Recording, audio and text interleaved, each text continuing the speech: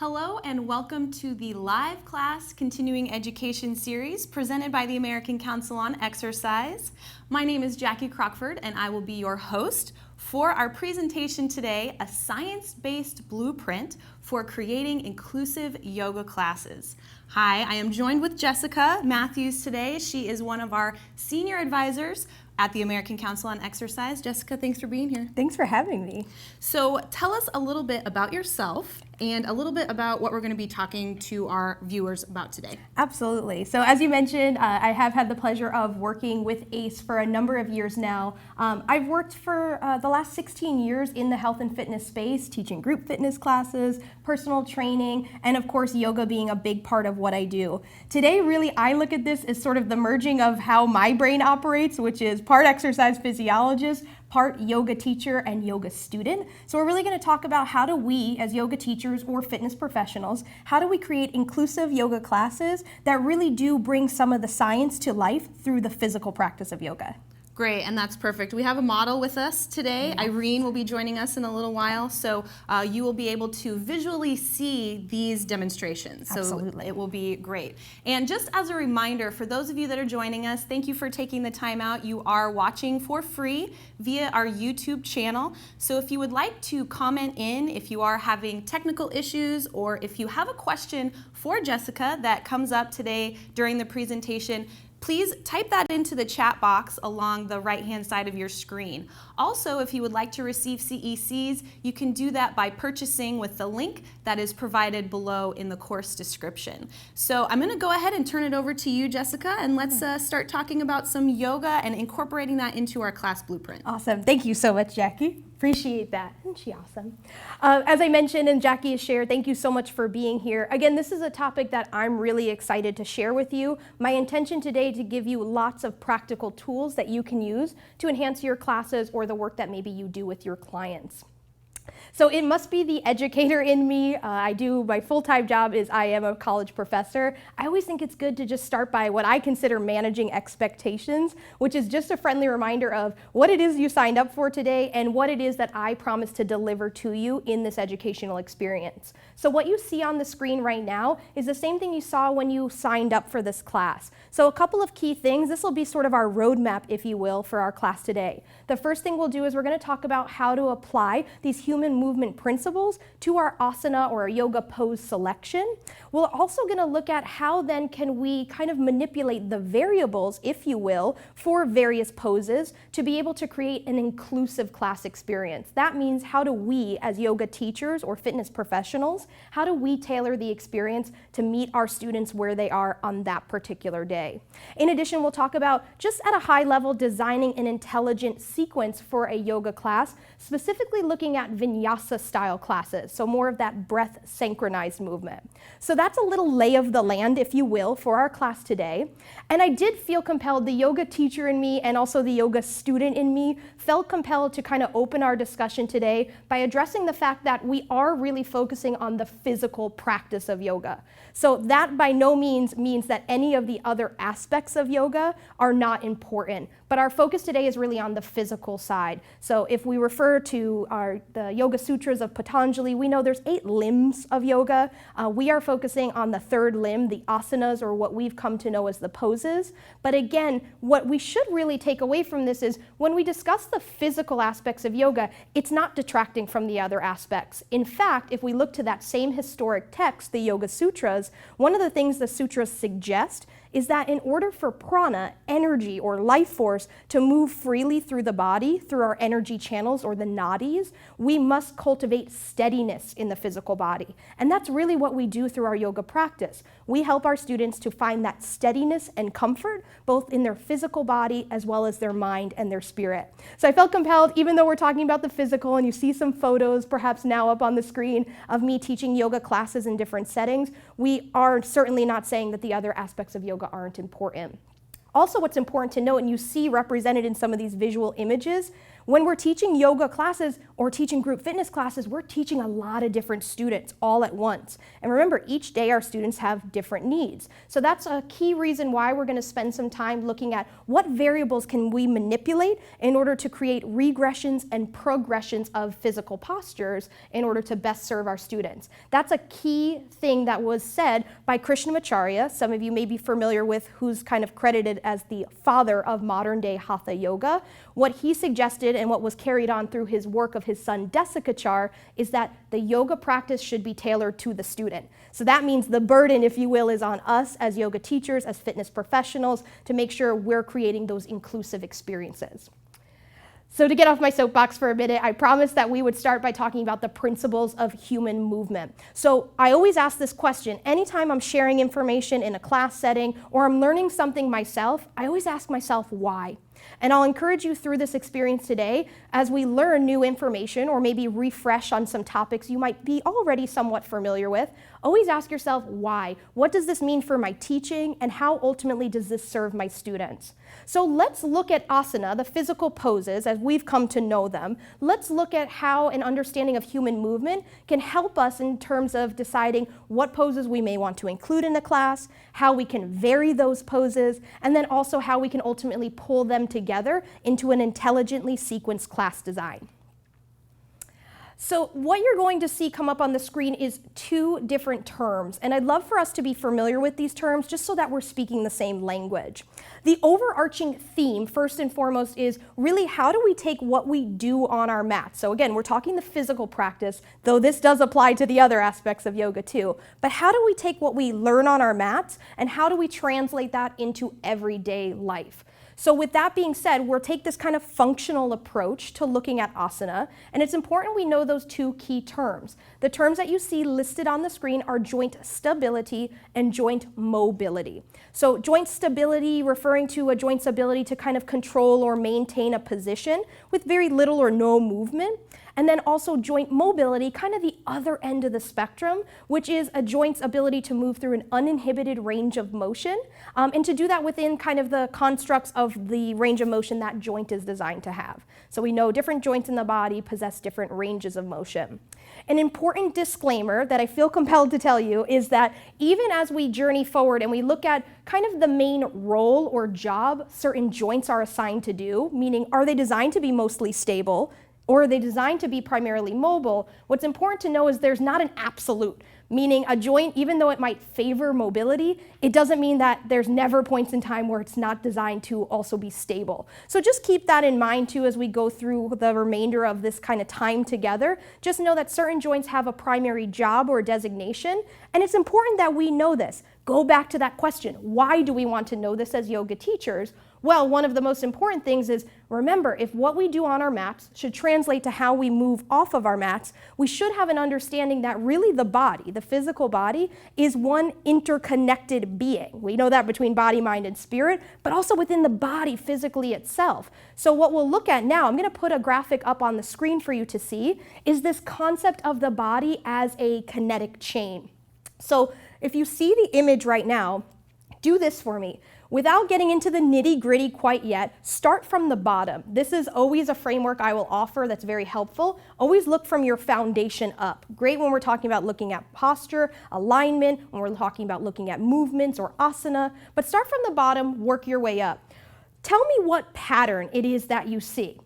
And I'll just pretend that I can read your mind. What you're probably seeing, the pattern, is that it alternates from the ground up, this alternating pattern of joint stability and joint mobility. So as we go through some of those major joints in the body, what you're seeing is that alternating pattern. Now this, my friends, this is by design. This is looking at the body's architecture. So some of you who are yoga teachers, fitness professionals already, you've probably learned and have great knowledge of the muscles, the joint actions, the planes of motion, which we'll talk about. But what also is important to kind of take note of is these primary roles or responsibilities of the joints. So what do I mean by that? There's 4 key areas that I really want to bring your attention to, and you'll see this again if we look at the graphic that's up on the screen. 4 key areas of the body that are designed primarily to be mobile. And starting again, our system of looking from the ground up, One of the key areas you see designed to be mobile is the ankles. So right now, wherever you are, hopefully in your place, that you can just start to move your ankles. And you'll notice there's a great deal of motion, range of motion at that joint. It's designed to be mobile. Other areas of the body that are designed to be mobile are the hips, a great ball and socket joint designed to be mobile. Thoracic spine, the upper mid part of the back, that also is designed to be mobile. So when we think about using your knowledge perhaps of the planes of motion, we know when we rotate, that primarily is happening at the thoracic spine, that upper back. Also, another key area designed to be mobile is what you see labeled as the glenohumeral joint or the shoulder joint. So again, another great ball and socket joint. So we start to see by architectural design, what's the intended design of our body and as it relates to movement, and this applies to asana, yoga poses, we see that there's certain areas that are designed to move. This then allows other areas of the body. A key one I want to hone in on is the lumbar spine, the low back, an area that many people experience discomfort, pain in their lifetime. What's important is that area really during movement, it's designed to be stable. It's not designed to move a ton. What you'll notice is what it's surrounded by, the thoracic spine above, the hips below, they're designed to be mobile. So we see that if each kind of area of the body is able to perform its job function effectively, we have good quality movement, not just on our yoga mats, but also off of our yoga mats. And that's the theme that I want to carry through in this discussion and application of human movement. So now that we have an understanding of the framework, if you will, right? So I'm looking at this almost an analogy like we're building a house together. Now that we've got this foundation, we understand joint stability and mobility, now what can we do with that? And one thing we can do, maybe this is a way to look at it, is another lens to look at human movement and to look at yoga poses. So we can look at movement now in terms of our primary movement patterns. What are the things we do day in and day out as human beings, and how can we kind of classify or categorize those movements? Now, I will tell you this, that sometimes you'll see different models that talk about the 5 primary movement patterns. Sometimes there's a 6 model, an 8-dimension model of the movement patterns. We're looking at 5 specifically today. No right or wrong, just a different way to categorize and look at movement. So what you see on the screen, I'm going to direct your attention there now, is you see the 5 primary movement patterns. You're welcome to note those down. And what you see also are yoga examples tied to each one. What I want to do is layer on, right, give us another perspective and just talk about how this translates to our movements in everyday life. So the first one you see is a bend and lift pattern, also known as a hip hinging movement, or what many of us might think of as a squat. My fitness folks, we think squats, deadlifts, but that bend and lift hip hinging movement. The photo that you see up on the screen is of a yoga pose, might look very familiar to many of you, which is chair pose Utkatasana. So we have that hip hinge, that bend and lift movement. Now we do that movement pattern in everyday life. When you sit down and rise up out of a chair, when you bend down to pick up a heavy bag or box off the floor, when you bend down to pick up your children, your grandchildren, you are performing a bend and lift movement.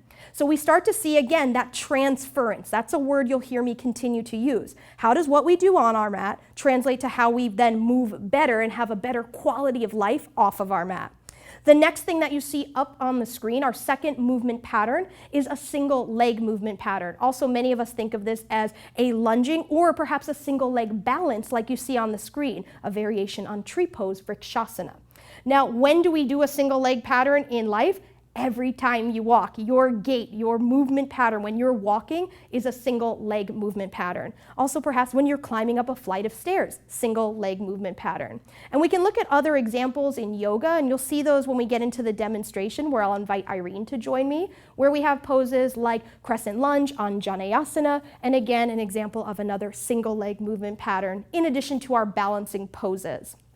The next 2 movement patterns that you see, I'm going to pool those together. That's pushing and pulling movements. So one of the most common that we can think of from a yogic perspective is the performing of 4-limb staff pose or Chaturanga Dandasana, kind of that low push-up position, if you will. What we know in fitness, we think about movements like push-ups, for example. When we think of pulling movements, we might think in fitness, we think of pull-ups. But we think about, this is where some of your anatomy knowledge will be really helpful, we think about almost these muscles that that act in opposition on a particular joint. So our agonists and those antagonists, and then how that ultimately creates balanced movement in the body. So what's important for us to think about from these pushing and pulling movements is, again, the transference. How does this tie in to what we do in everyday life? When you push yourself up from a lying position to a seated position when you get out of bed, when you're pushing open the door at your favorite store, or maybe pulling open your car door to get in, or pushing a stroller or a grocery cart, you are doing those pushing and pulling movements. Last but not least, the last one you'll see up on the screen, our fifth primary movement pattern, is rotational movements. So tying into our three planes of motion once again, we have movement in the transverse plane, those rotations. In yoga, we think of our twisting postures, right? And there's many out there to think about, maybe something like half Lord of the Fishes, that seated twisting posture. In life, we do this all the time. Hopefully every time you get in a car, you're putting on your seatbelt, you're performing a rotational movement. Again, my intention, the lens that I want to bring to our discussion today is how does what we do on our mat translate to how we move off of our mat. And if we always apply this to our yoga teaching, whether it be the physical as we're talking today, or whether it be some of the other aspects, we should always think about what's the transference of this information.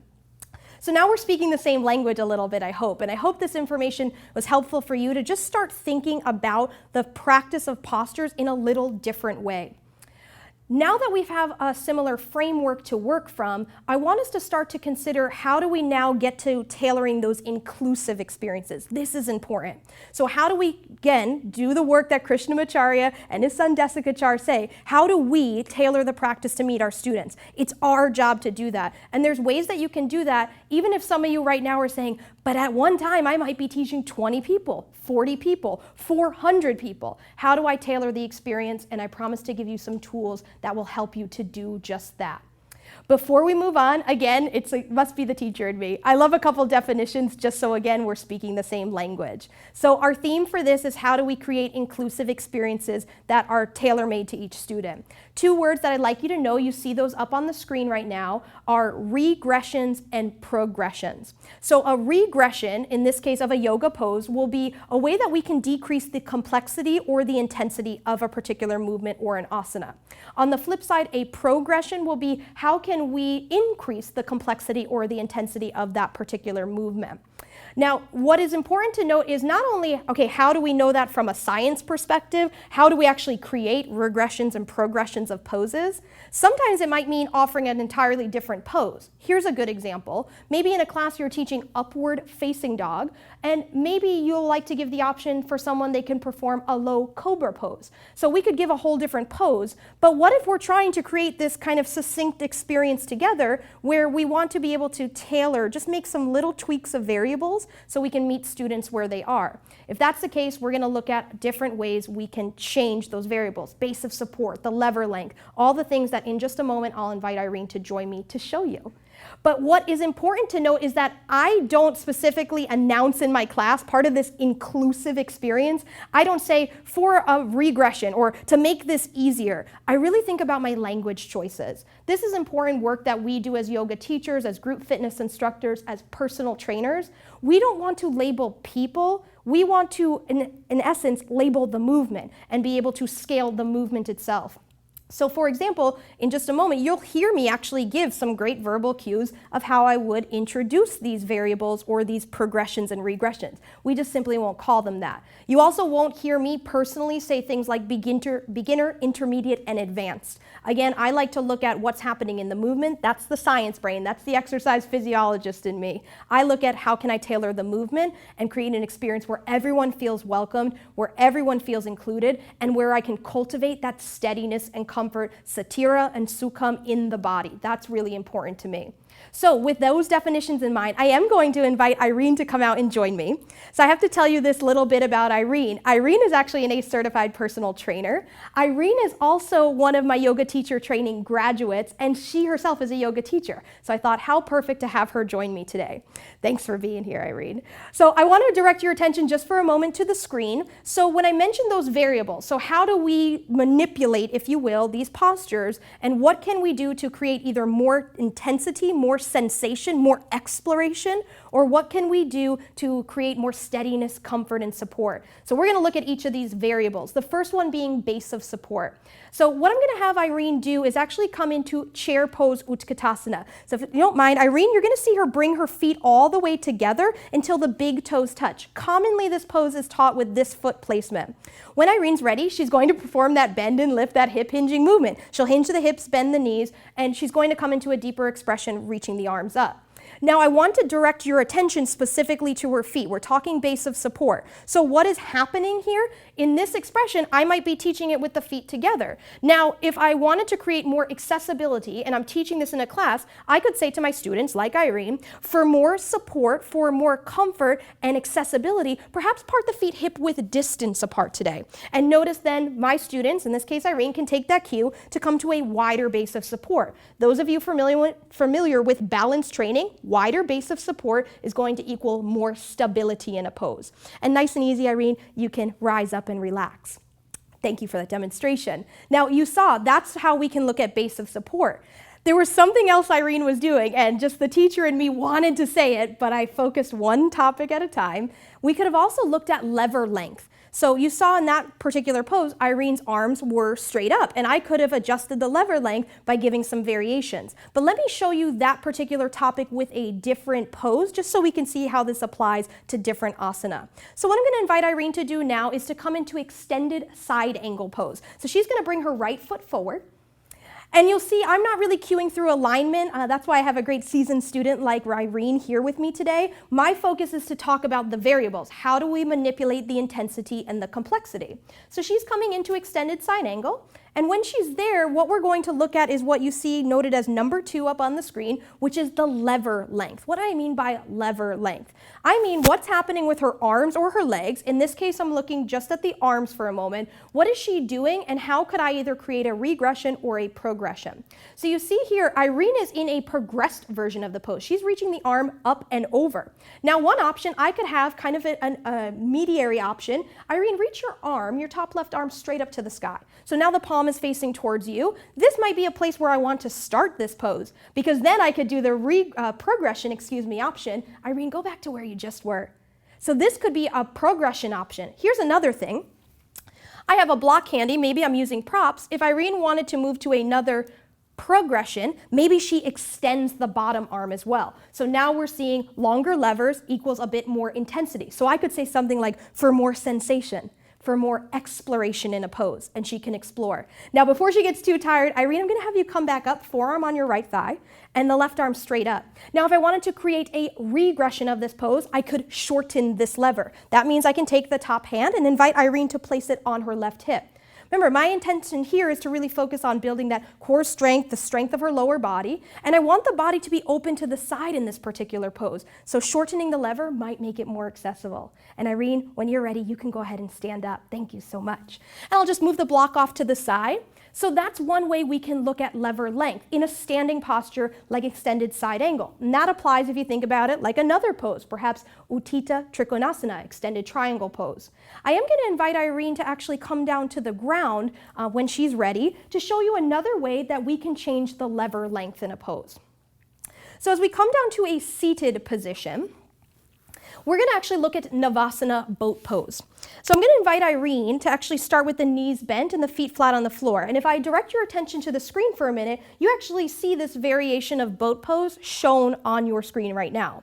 But Irene's going to show us that in real life, because what's better than having our real life model show us? So Irene, when you're ready, I'll invite you to hold the backs of your thighs and then find balance and nice and easy lift one foot and then the other. So again, let's look at levers. That's what we're talking about here, the lever length. So if she keeps the knees bent, we have a shorter lever now, and she's holding the hands on the thighs for even additional support. But what if I want to work Irene towards more of a fuller expression, full boat pose? Well, Irene, when she feels ready, can keep the hands where they are and maybe just start to lengthen the lever. She can start to extend the legs. If she's feeling really adventurous, I'll put her right on the spot. Maybe she releases the legs and reaches the arms straight out. Beautiful. Another option, she could even raise the arms overhead. Longer lever, and now she's raising her center of gravity as well. So we see the science blueprint. Go ahead and relax for me, Irene. Thank you so much, and you could just be comfortable. So we see how we can manipulate lever length, creating progressions and regressions of postures. The next thing I'd like to direct your attention to that you see on the screen is the number 3 bullet. And this specifically focuses on our positioning of the body against gravity. What do I mean by that? Irene, could you extend your legs out in front of you? Irene's going to get situated for me. So when we talk about how we can position the body against gravity to either create more accessibility or maybe to create a little more intensity, we have to think about how does gravity move the body. I want to give an example with 2 different forward folds. So Irene, since she's already seated, is going to do seated forward fold Paschimottanasana. So Irene, when you're ready, and be sensitive, Irene just kind of joined me, so she might not be totally warm yet, but she's just going to show a seated version of a forward fold. So in this position, we do not have the most advantage of gravity. So that means this is going to be a more intense posture for our students when we talk about a way that we can lengthen the hamstrings, right? One of the key intentions with this pose. So something for us to think about when we get into sequencing, this probably is not going to be a pose I want to visit too early on in a class. So I want to think, how can I produce the same effect in the body, but how can I use gravity's assistance to help me do that? Irene, go ahead and come out of the pose. Sit up nice and tall. And when Irene's ready, I'm actually going to invite her to come back up to a standing position. If you could actually pass through downward facing dog, that'll be great. Give her a little time to transition. I'm going to stand up. So we looked at a seated forward fold where we don't have the advantage of gravity. Irene's going to do this for me now, right from downward facing dog. Cool little trick. She's going to walk the hands right back towards her feet. She's going to come into Uttanasana forward fold. She can have a soft bend or a deep bend in the knees and just lets the body fold in half. Notice now I'm using the advantage of gravity.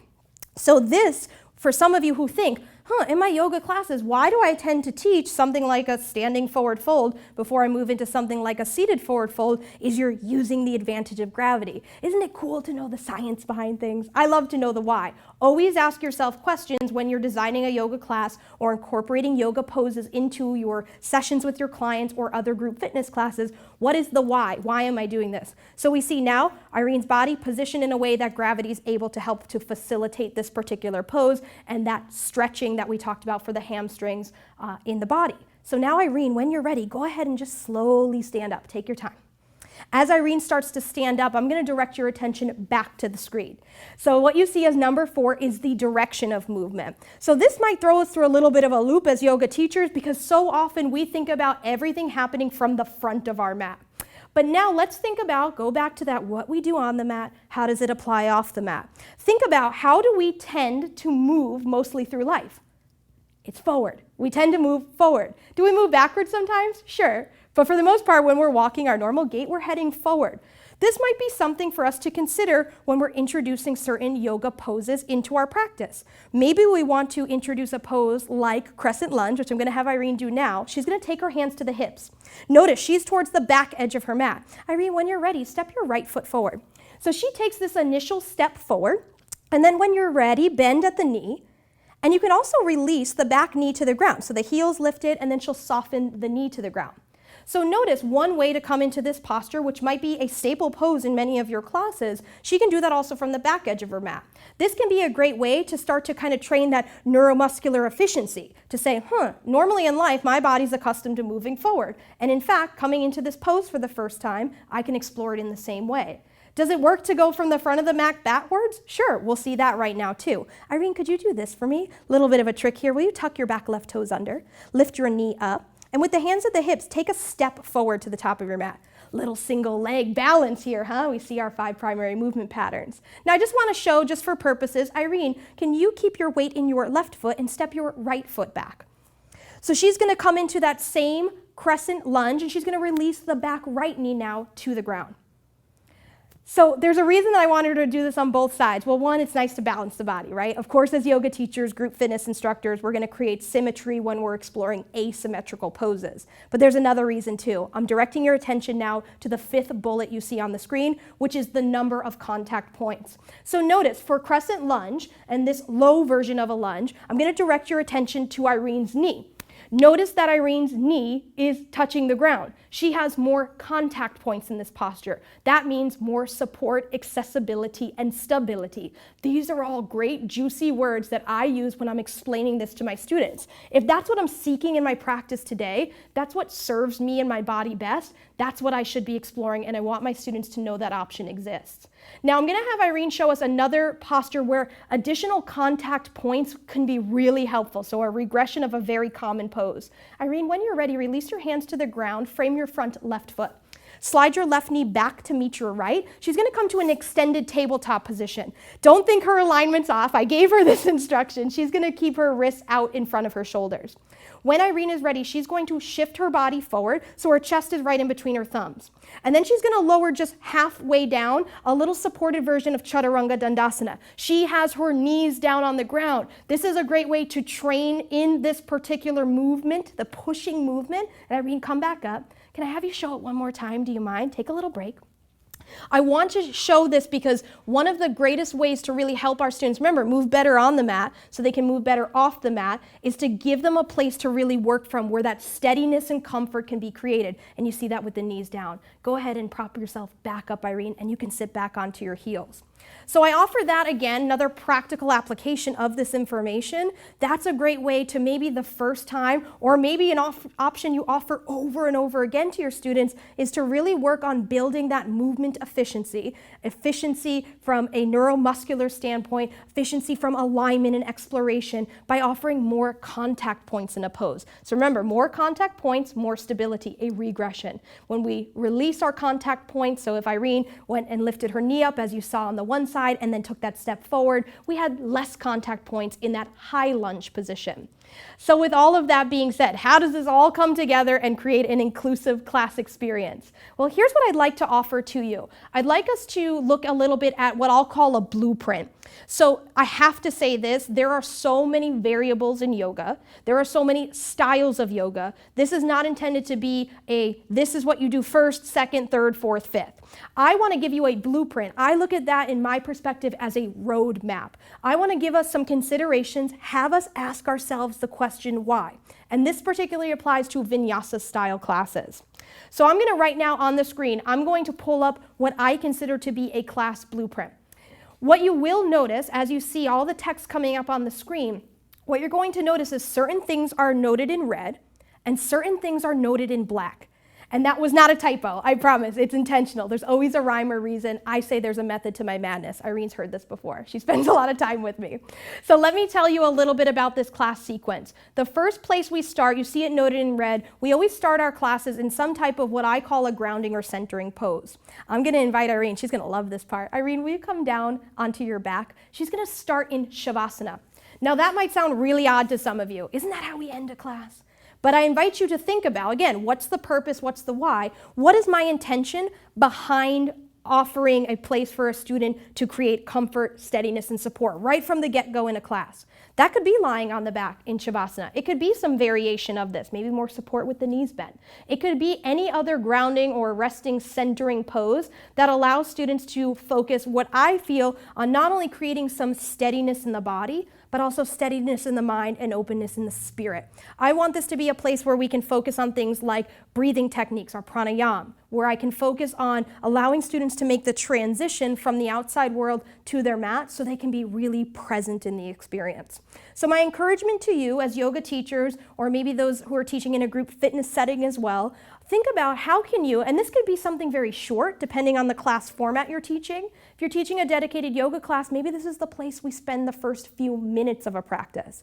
But how can I create right from the get-go what we've heard Krishnamacharya and both Jessica Char talk about, which is really creating that steadiness and comfort through our specific sequencing of poses. This is key.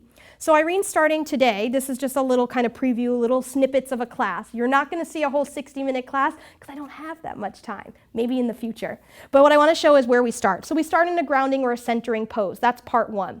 Now right from here, the next phase of the blueprint, I'll direct your attention back to the screen. The next phase of the blueprint is how do we then start this process of warming and integrating. The integration I think about is what we've just learned about the body. It works as one integrated unit, that kinetic chain. So how do I start to implement that right into my class sequence?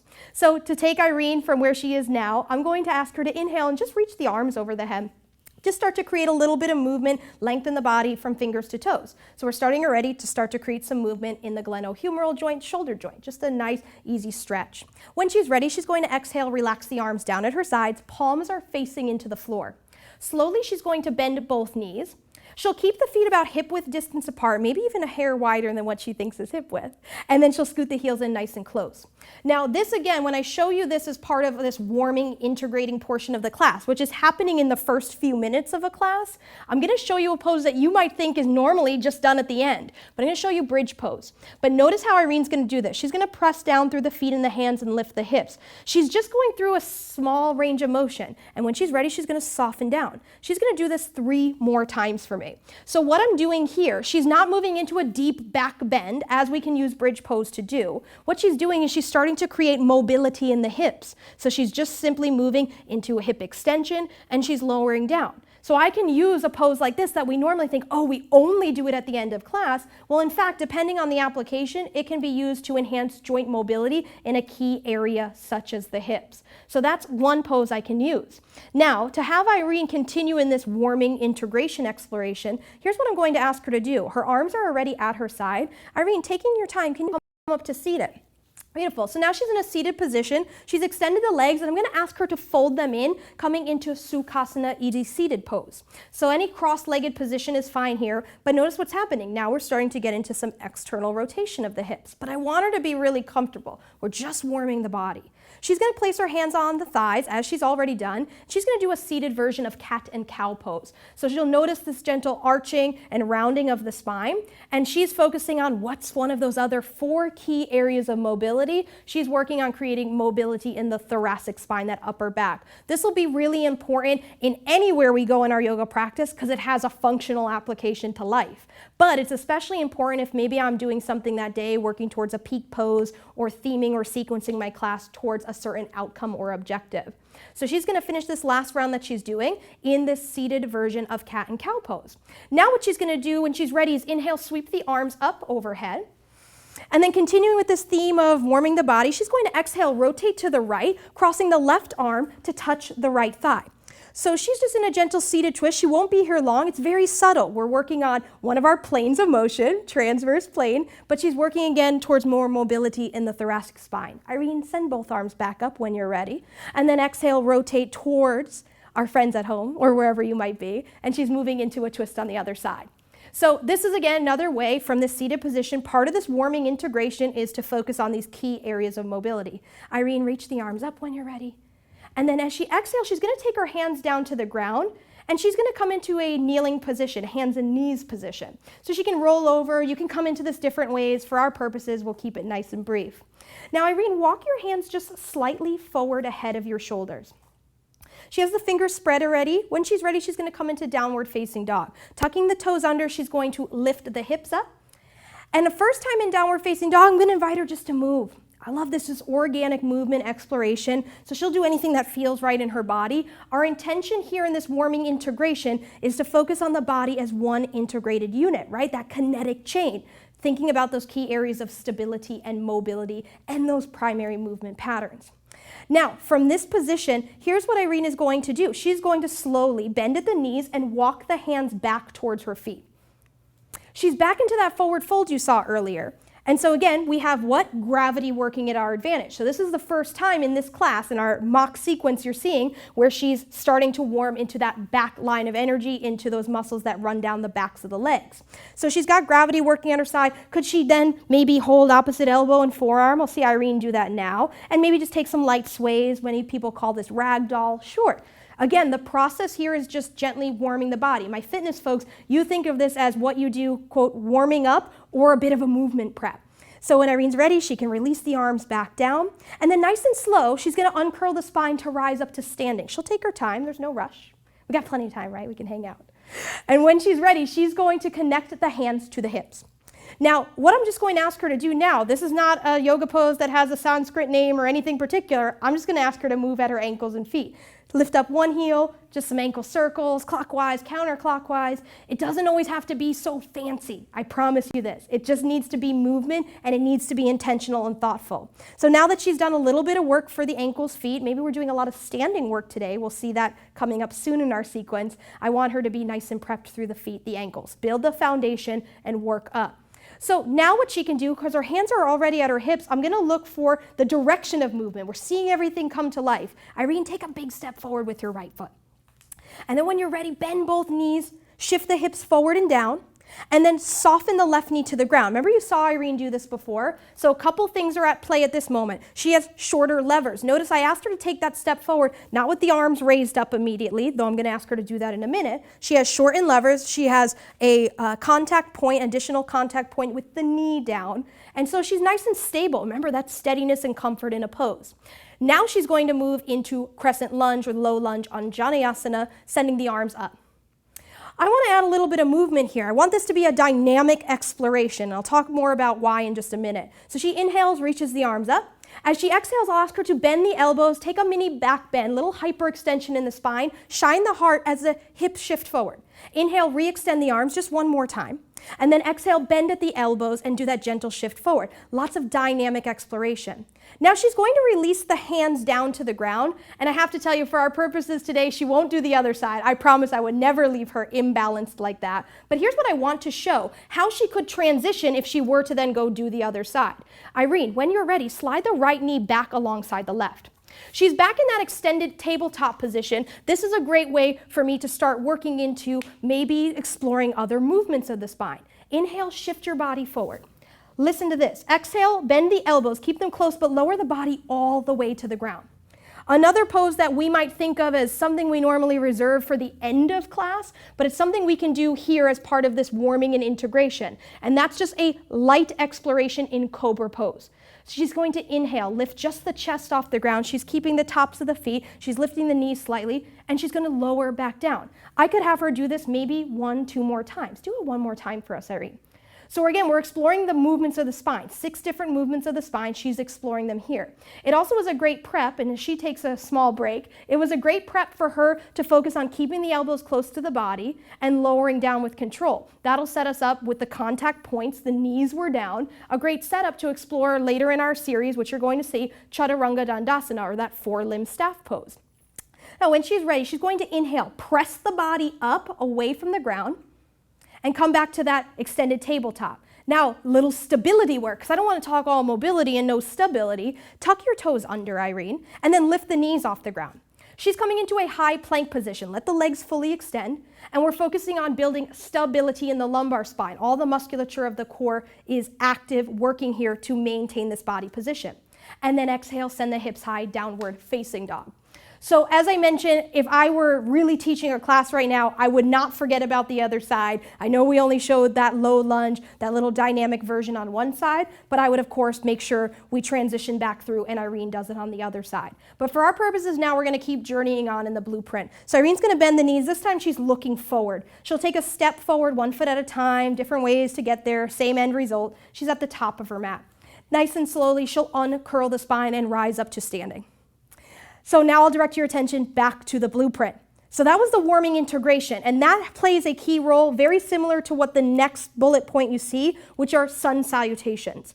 Now I have to say this, a sun salutation doesn't have to be done always as the traditional sun salutation. It can be done in a number of different ways. Again, think about, ask your why, what's your purpose, what's the reason? You can add variables, you can remove parts, but the intention behind sun salutations is strategic. Here's what I'm going to do. I'm going to kick Irene off and then I'll let her cruise through it. Inhale, reach the arms up over the head. As she exhales, she's going to forward fold. She knows this series, and again, my intention is not to teach and break down each pose today. I want to give you the blueprint. So she's going to keep moving. I'm going to keep talking. Why do we do this warming integration that we just spent a bit of time talking about? And why do we do something like any variation of a sun salutation or some sort of dynamic, especially in a vinyasa class? The essence is that breath synchronized movement. Why do we do this? Well, from a functional, a physical standpoint, we do this to start to literally warm the body, to increase core body temperature, to enhance neuromuscular efficiency. We do this to get the body ready for the practice. And Krishnamacharya's teachings were very, very focused on this, that we have to systematically warm the body in order to prepare it to wherever it is we're trying to go. That's intelligent sequencing. And then in his son, who I mentioned already, Desikachar, in his book Heart of Yoga, he talks about the fact that asana, physical poses, should be practiced dynamically before they're practiced statically. And for us in the fitness world, that makes so much sense. So we want to have that dynamic exploration. Irene could do that several times. For our purposes, she just wanted to show us one time through. Thank you for that. Next part of our blueprint, I'm directing you back to the screen. I want to talk standing poses. So standing poses, this makes up a large portion often of our classes. There's so many things we can do from a standing pose perspective. But here's what I'm going to ask Irene to do right now for me. She's already at the top of her mat, as you see here. I'm going to ask her, considering she just went through, say, some sun salutations, I'm going to ask her to come into a pose that we've seen before, Utkatasana chair pose. So she can actually choose. Now that we know and we've explored it, maybe she decides to keep the feet hip width. Maybe she brings the big toes to touch. Remember, we're talking the base of support. She'll hinge at the hips, bend the knees. So we've seen a single leg pattern, we saw some rotation, we saw some pushing. We're seeing all of our primary movement patterns come to life.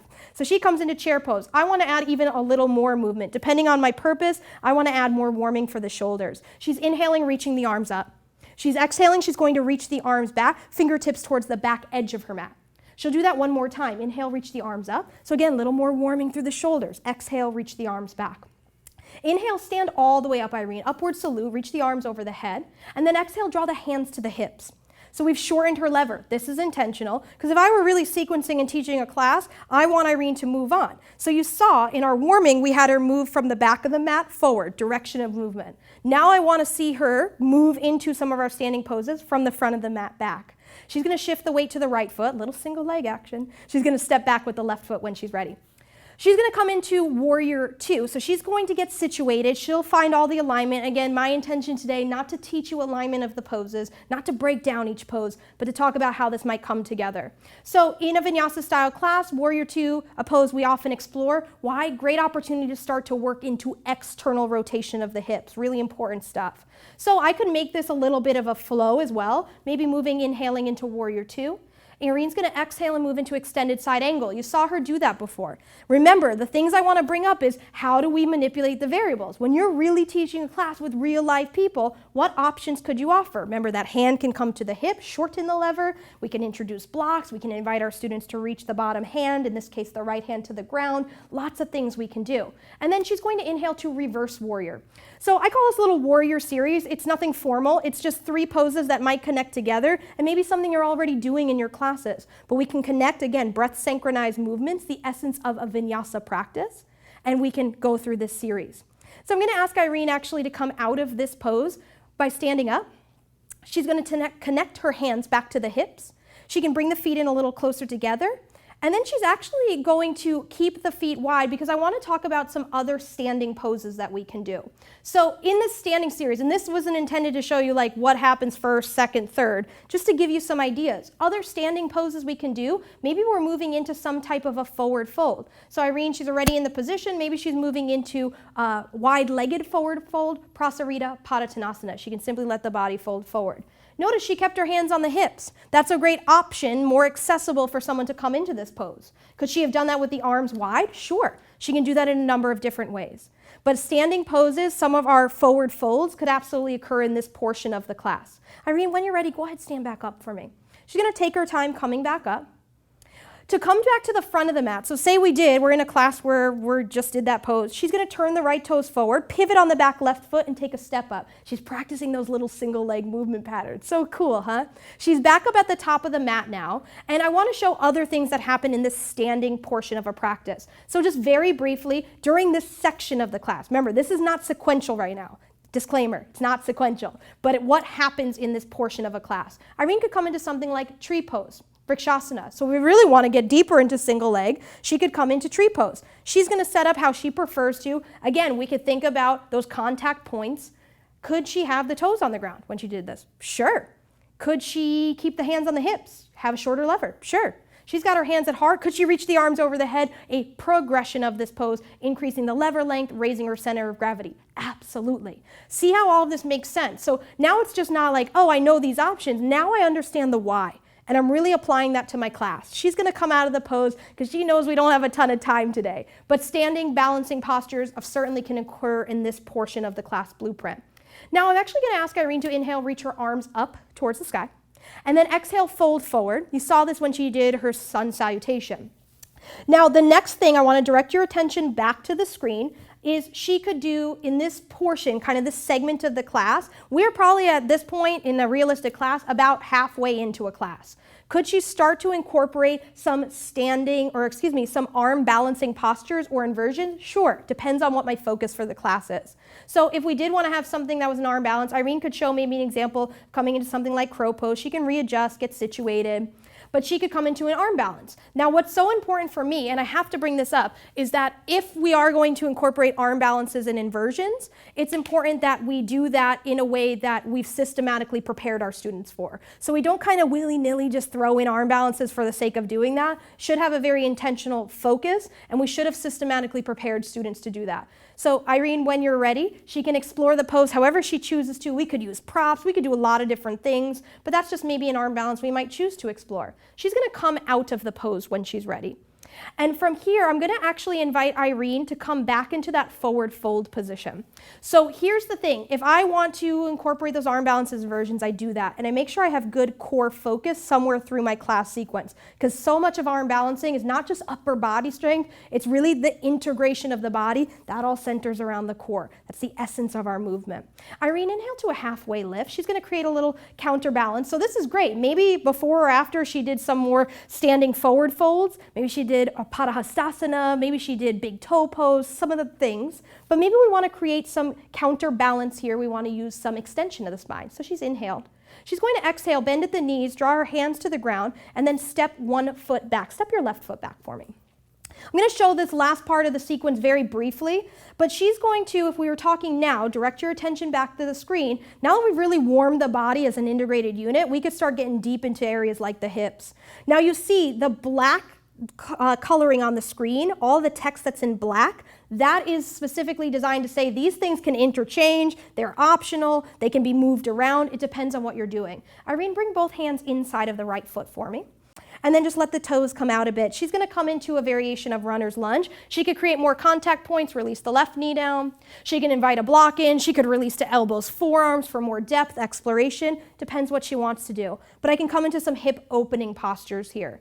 Do hip openers always happen before back bends? I really say it depends what your intention in your class is. So for example, I might have some hip opening, but maybe I'm doing something like a peak pose, a really intense hip opener, like a king pigeon, and that needs a back bending element before I explore that. I need to explore a little bit of hip opening, a little bit of back bending, and I might come back into an intense hip opener. So Irene, for the purposes today, she doesn't get balance. I'm sorry. She's going to come out of the pose. She's going to reframe that front foot. And I want to direct your attention back to the screen right now. Irene's going to step her right foot back just to get situated. The screen shows that this could be a place to come into back bending poses. So Irene has come back onto her mat. We could do things here, and just in the essence of time, she could show things like how we can move into a deeper expression of cobra pose, how we could come into something like floor bow. You saw that in one of my pictures at the beginning of this class today. But for our purposes today, I want to show what she could do to combine what you see as bullet that's labeled as back bends, heart openers, and combine that with a little bit of kneeling work. I want Irene to show, just for a moment, to show Ustrasana camel pose. She's going to come to a high kneeling position. We could always support the knees with a blanket.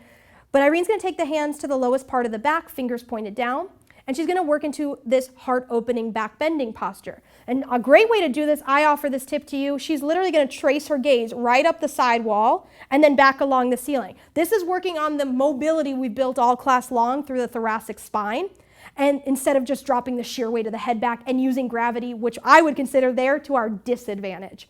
When Irene, you're ready, just start to trace your gaze in reverse.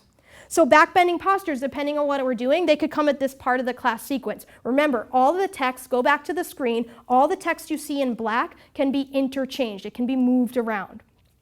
Now, if we've done some type of work, those hip openers, that back bend, before we transition and just end a class, we want to make sure we leave enough time. I want to make sure we do something seated first. Irene, will you come all the way down to a seated position? She can just shift the hips to one side, extend the legs out, and very briefly, she can have the arms at the side, Dandasana staff pose. So a great way to neutralize the spine a bit. So we want to think, avoid querying the extremes, going from deep forward flexion right into deep hyperextension. We want some medium. But before we go all the way onto our back, Irene, slide the hands all the way back behind you, fingers behind the body. She's going to come into a reverse tabletop position, or excuse me, a reverse plank position, or the option for a reverse tabletop. She's going to lift the seat up, draw the feet towards the ground, If I wanted to shorten the lever, I could do that reverse tabletop. She could bend the knees. It's more accessible, more supportive, that steadiness and comfort. But I want to make sure if she's doing a pose like this, I don't have this at the start of my class. She needs to open the shoulders, the chest, and also the hips. Go ahead, take a break for me. My little trick to help students scoot forward, bend your knees, scoot your hips to your heels once, twice. She's coming to the front of her mat. She's going to gently recline onto her back, however she chooses to do that, and I want to direct your attention back to the screen. Final portion of the class is any type of supine poses, and then coming into our final rest. Before we move into Shavasana, we've got to have some supine poses. So I'm just going to show this. I'll give Irene a little bit of time to hang out. Irene, I'm going to have you come into a restorative bridge pose. Go ahead and root the hands, the feet down, lift the hips. You saw her do this in the warming, but I'm going to actually slide a block just for her purposes, right underneath the lowest part of her back, right at the sacrum. She's going to rest on top of it. Now I'm going to talk through what we do in these supine poses. This point, the body has been very warm, right? Our class is an arc. It's a curve. We've warmed the body and now we're on the decline. But this is a time where we can, again, help our students create more support. From this pose, I could easily have her come into a bridge pose, no block. She could add in maybe interlacing the hands underneath her. She could come into a full wheel pose, Urdhva Dhanurasana, if I've prepped her to do that. So we have to think about our variables and how do we, again, create these tailor-made experiences while teaching a wide, diverse group of students. Irene even could come into an inversion. This is another place inversions happen. Irene, will you show us how that could look? She could lift one foot, keep the knee bent, then the other. And then she could even come into a supported shoulder stand, a really restorative version, just reach the legs up. She wants to make sure she keeps her ankles, her knees, and her hips in line, so she might need to draw the heels forward just a little bit. So did someone come into a full shoulder stand from here? Sure. All she needs to do is just use her hands to lift the hips off of the block. Go ahead and bend the knees, reverse out of it, and come down. To remove the block and then to just talk very briefly about the end of our class, Irene's going to lift the hips. She'll take the block, just shimmy it off to the side, relax. We could do some other exploratory poses here. We don't have time. Want to make sure I get to your questions. But she could come into things like reclining bound angle pose, happy baby. But for right now, she's going to get a brief second in Shavasana. She's going to extend the legs back out. We came full circle in our practice. Pretty cool, huh? And now she's in her final resting posture. If you go back to the screen, that's the last part of the blueprint. We end somewhere. It could be Shavasana. I'll argue it could be something else. But it should be a place that conveys the same type of focus as what we started our class with, which is how do we create not only that steadiness and comfort in the physical body, but also in the mind. And not to disrupt Irene, because she should get a lot more time than about 30 seconds in Shavasana, but that's all I've got for her, because I know Jackie wants to come out and join me, and I want to get to your questions. Irene, when you're ready, you can come out of the pose, maybe roll to one side. And we have to thank Irene for being here. I'll just assume you're giving her a big round of applause because inside I am too. She's awesome. Thank you for all of your help, Irene. Appreciate it.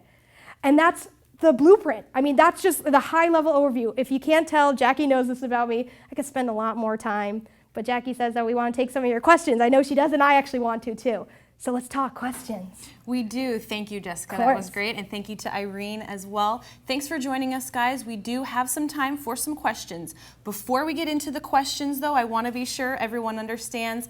It looks like there was quite a few comments about being very interested in what was going on the screen. So we are going to be providing the PDF of the slides that you saw today. So we do have that PDF available. We'll make that available to you on the same link that you used today, and that will be available for the next week. So you do have that week to check in, look at that PDF again, and see some of the notes that Jessica was referring to today. If you do want to receive CECs for this course, you will have to purchase, and that link is provided below on the YouTube information, on the description below the viewer that you're seeing right now, and you can purchase the course. It will include that PDF as well as a quiz, and then you'll receive your CECs for the course today. So we appreciate you joining us. We do have some questions coming in, so feel free and type those in on your chat bar. And Jessica, I'll just invite you to directly talk to our viewers because they're being very specific in their questions, and we appreciate you guys messaging those in. So Bobby, thank you for your question. We want to understand a little bit about how some of the regressions that you showed today with Irene can really help people, not someone that is maybe just has inflexibility issues, absolutely, but also people that have legitimate musculoskeletal injuries or other issues of that nature. So kind of talk a little bit about that. Absolutely, and great question, Bobby, too, and great topic to bring up. And what I actually want to mention, too, I think why I chose to focus also on the variables. So I called them that. I didn't say, oh, this is only for, again, labeling people, someone who's a beginner or inflexible. If it's someone who has a specific, kind of movement or mobility limitation, if it's someone who maybe is recovering, as you mentioned, and Bobby, suggested about from an injury. It could also be, remember, everyone moves differently on different days. This could also be the kinds of things, creating more accessibility with more contact points, with changing base of support. This might be things that even individuals who are seasoned in their yoga practice find great value because it allows them to explore a different aspect of the pose.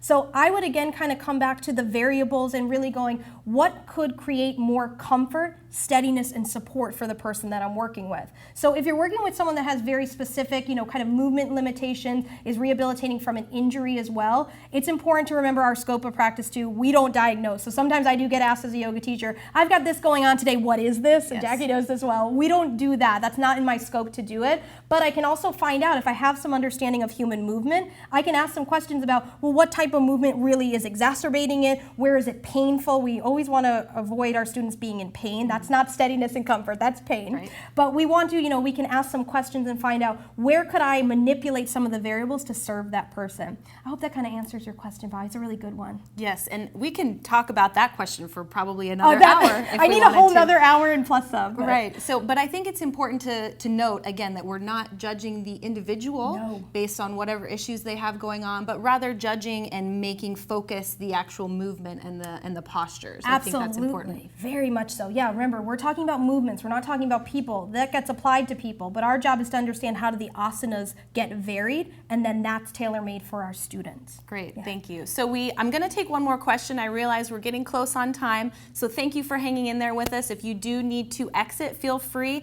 but again, you can purchase the link at our discussion box below, and the PDF will be available for the next week within the same link. So we'll take another question, and again, thanks for typing those in. And we have a lot of issues and people asking about issues on downward dog. So that is a primary pose and is used a lot in our yoga classes. Yes. So can you talk a little bit about that major pose and what are some of the variables and maybe some of the regressions and progressions that might be helpful for that pose? And if you guys were all live in this room with me, the teacher in me would say, you tell me, because I feel like you've got the answers out there, but since I can't see your feedback, and I'm sure some of you have really great ideas, I'll answer that question. So let's think about it. Let's look at downward facing dog. What do we have going on? Well, we could create more contact points. And some of you are going to go, but how do we do that? It doesn't have to mean contacts, doesn't always mean knees on the ground. So for example, I could have more surface area on the ground. So could I come into a pose? This is an example of maybe a slightly different posture, but similar intention. Could I come into dolphin pose with elbows and forearms on the ground?